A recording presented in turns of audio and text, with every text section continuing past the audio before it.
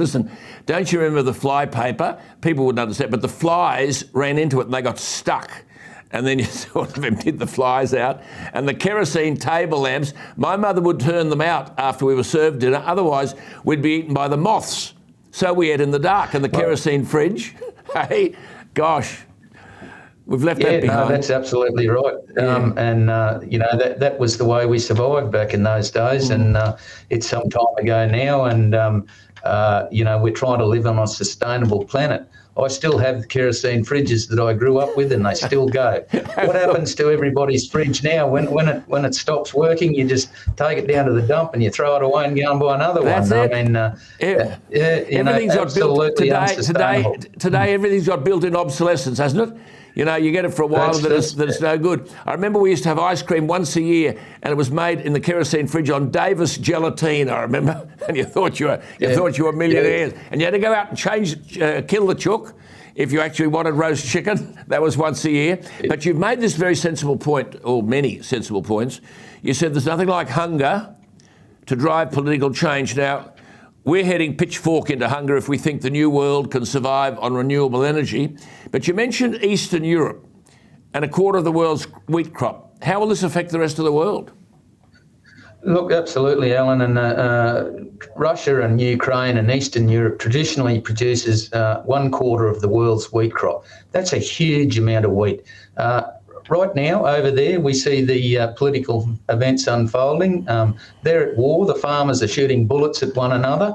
They are not producing the wheat that they should have. So it's a reasonable expectation to say that wheat crop production will be substantially limited to what it normally is. Therefore, you've got places like Sub-Saharan Africa, which will be facing famine. And as we know, and the history books tell us this, Marie Antoinette got her head cut off because the peasants were starving. The Romanov family, they were executed for exactly the same thing. The peasants were starving. We see it unfolding right now in Sri Lanka, where a once self-sufficient nation who was produced enough food for itself, and a net surplus as a matter of fact, made this crazy political decision to ban agricultural fertilisers and agricultural chemicals, and now they are literally starving. And what has become of that? Political turmoil. They've invaded the political houses in Sri Lanka, and it's a basket case economy now. They've run out the president. The president's been run out. The Rajapaksa, the whole family's been run out.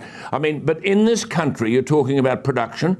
Some of the finest agricultural land, because it's understandable. The farmer has had drought swinging around his head for God knows how long. They come along and say, we'll give you double market price per acre. He says, oh, bugger this. I'll go and live in the Mornington Peninsula, or I'll live in Toowoomba. So some of the finest agricultural land is now being taken up with solar panel farms and wind turbines in our own country. Absolutely, and the point to that is that there is very little agricultural land.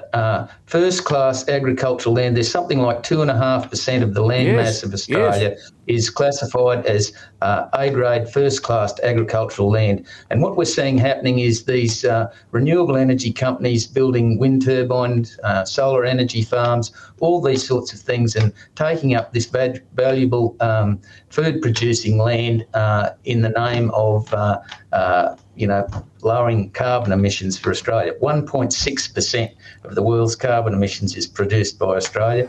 If we literally turned everything off here in Australia, it would make absolutely no difference whatsoever.